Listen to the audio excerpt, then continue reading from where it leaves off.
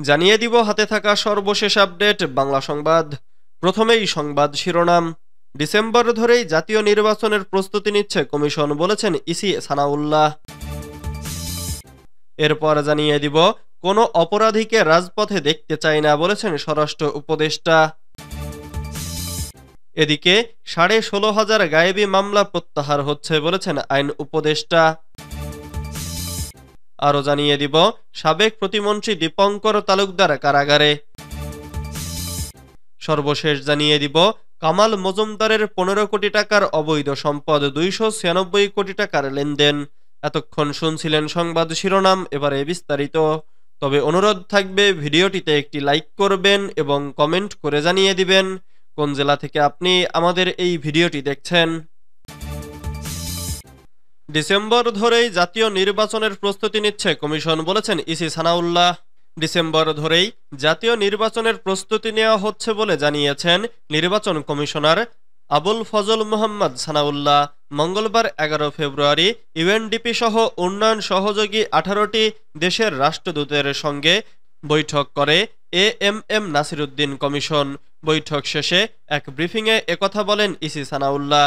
আবুল ফজল মোহাম্মদ সানাউল্লাহ বলেন, প্রধান উপদেষ্টা গত 16 ডিসেম্বরের বক্তব্যে বলেছিলেন, যদি অল্প পরিমাণে সংস্কার সহ নির্বাচন করতে হয়, সেখানে যদি রাজনৈতিক মতৈক্য গিয়ে দাঁড়ায়, তাহলে 2025 সালের শেষ নাগাদ ডিসেম্বরে নির্বাচন, আর যদি আরেকটু সংস্কার করার সুযোগ দেয়া হয়, তাহলে 2026 সালের জুন নাগাদ নির্বাচন করা অসম্ভব। তিনি বলেন, আমরা বলেছিলাম আমাদের তাড়াতাড়ি তারিখটা ধরে নিয়ে প্রস্তুতি নিতে হচ্ছে। আমাদের অবস্থান এখনো অপরিবর্তিত। আমরা ডিসেম্বরকে ধরে নিয়েই আমাদের প্রস্তুতি গ্রহণ করছি। আমাদের ভিন্ন প্রস্তুতি নেই। একটি প্রস্তুতি জাতীয় নির্বাচন। জাতীয় নির্বাচনের আগে স্থানীয় নির্বাচন করার বিষয়ে সরকারের অনুরোধ এলে তখন ইসি বিষয়টি সম্ভব কিনা বিবেচনা করতে পারে। কোনো অপরাধীকে রাজপথে দেখতে চাই না, বলেছেন স্বরাষ্ট্র উপদেষ্টা। কোনো অপরাধীকে রাজপথে দেখতে চান না বলে জানিয়েছেন স্বরাষ্ট্র উপদেষ্টা লেফটেন্যান্ট জেনারেল মোহাম্মদ জাহাঙ্গীর আলম চৌধুরী। মঙ্গলবার 11 ফেব্রুয়ারি রাজধানীর রাজারবাগে দেশের পরিবর্তিত পরিস্থিতিতে মানবাধিকার ও পরিবেশের ওপর গুরুত্বসহ আইন প্রয়োগ বিষয় কর্মশালায় একথা বলেন তিনি। স্বরাষ্ট্র উপদেষ্টা বলেন, আমরা কোনো অপরাধীকে রাস্তায়, বাজারে, মাঠে, ময়দানে, রাজপথে দেখতে চাই না। প্রত্যেক অপরাধীকে আইনের আওতায় আনতে চাই, তাদের বিচার করতে চাই। তিনি বলেন, বর্তমান সরকারের অন্যতম লক্ষ্য জনগণের জানমালের নিরাপত্তা নিশ্চিত করা।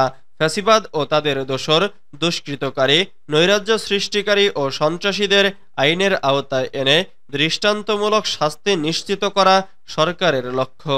জাহাঙ্গীর আলম চৌধুরী বলেন, কোনো সন্ত্রাসী ও ফ্যাসিবাদের দোসর যেন জামিন না পায়, সে বিষয়ে সতর্ক থাকতে হবে। তারা জামিন পেয়ে যদি আবারও অপরাধে জড়ায়, সেটা কোনোভাবেই কাম্য নয়। বর্তমানে তারা নৈরাজ্য সৃষ্টি করে তাদের অবস্থান জানান দিচ্ছে। সবাইকে আইনের আওতায় আনার জন্য সরকার কাজ করছে। এরই মধ্যে উল্লেখযোগ্য অপরাধীদের গ্রেফতার করা হয়েছে। প্রত্যেক অপরাধীকে আইনের আওতায় এনে বিচার নিশ্চিত করতে হবে। স্বরাষ্ট্র উপদেষ্টা বলেন, ডেভিল হান্ট সফল করতে হবে। শান্তি শৃঙ্খলা রক্ষায় বাহিনী ও বিচার বিভাগের সমন্বয়ে সন্ত্রাসীদের বিরুদ্ধে ব্যবস্থা নিতে হবে, যেন জামিন পেয়ে আবার অপরাধে না জড়ায় তারা। 16,500 গায়েবী মামলা প্রত্যাহার হচ্ছে, বলেছেন আইন উপদেষ্টা।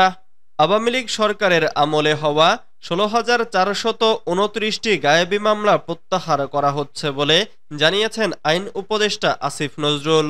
মঙ্গলবার 11 ফেব্রুয়ারি সচিবালয়ে এক প্রেস ব্রিফিংয়ে তিনি এ তথ্য জানান। উপদেষ্টা বলেন, এর মধ্যে 1214টি মামলা আগামী এক সপ্তাহের মধ্যে প্রত্যাহার করা হবে। তিনি আরও বলেন, 16,429টি মামলার তালিকা করা হয়েছে।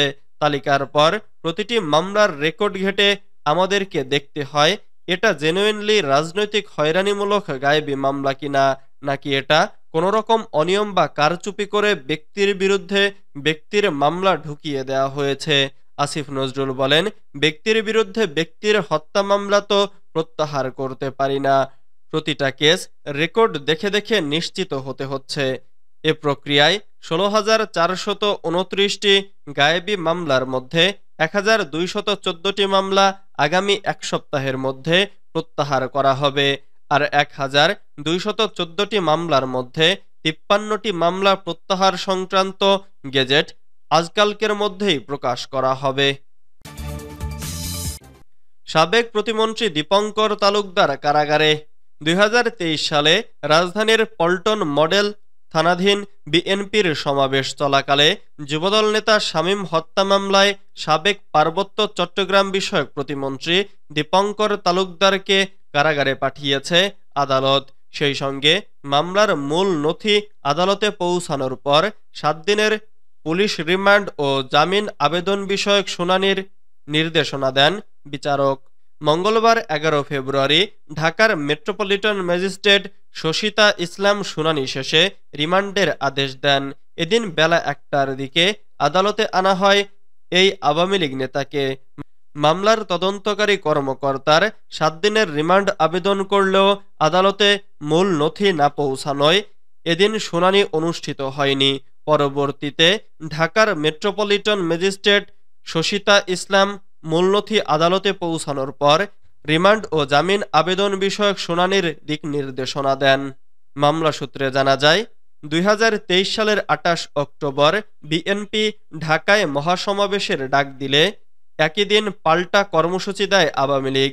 ফলে সৃষ্ট সহিংসতায় সমাবেশের একদিন আগেই নিহত হন যুবদল শামীম। রাঙামাটির ৫ বারের সাবেক এই সংসদ সদস্যকে গতরাতে রাজধানীর সোবহানবাগ থেকে গ্রেফতার করে ডিবি পুলিশ। কামাল মজুমদারের ১৫ কোটি টাকার অবৈধ সম্পদ, ২৯৬ কোটি টাকার লেনদেন। সোয়া ১৫ কোটি টাকার অবৈধ সম্পদ অর্জন ও ২৯৬ কোটি টাকার সন্দেহভাজন লেনদেনের অভিযোগে সাবেক শিল্প প্রতিমন্ত্রী ও সংসদ সদস্য কামাল আহমেদ মজুমদার এবং তার ছেলের বিরুদ্ধে পৃথক ২টি মামলা দায়ের করেছে দুর্নীতি দমন কমিশন। মঙ্গলবার ১১ ফেব্রুয়ারি সেগুনবাগিচায় দুদকের প্রধান কার্যালয়ের সামনে সংস্থাটির মহাপরিচালক মোহাম্মদ আক্তার হোসেন বিষয়টি নিশ্চিত করেছেন। প্রথম মামলায় কামাল আহমেদ মজুমদার ক্ষমতার অপব্যবহার করে জ্ঞাত আয়ের উৎসের সঙ্গে সঙ্গতিবিহীন ১২,৯৫,৫৯০ টাকার সম্পদের মালিকানা অর্জনের অভিযোগ রয়েছে। এছাড়া নিজ নামে ও প্রতিষ্ঠানের নামে বিভিন্ন ব্যাংকে পরিচালিত ১০০টি হিসাবে মোট ২৯৬,৩০৫,৯৬৮ টাকার সন্দেহজনক লেনদেনের অভিযোগ আনা হয়েছে।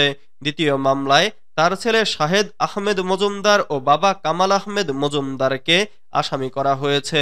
মামলায় তাদের বিরুদ্ধে ক্ষমতার অপব্যবহার করে প্রভাব ও আর্থিক সহায়তায় জ্ঞাত আয়ের সঙ্গে অসঙ্গতিপূর্ণ ২,৩৯,৭৩,৭৩৬ টাকার সম্পদ অর্জনের অভিযোগ আনা হয়েছে।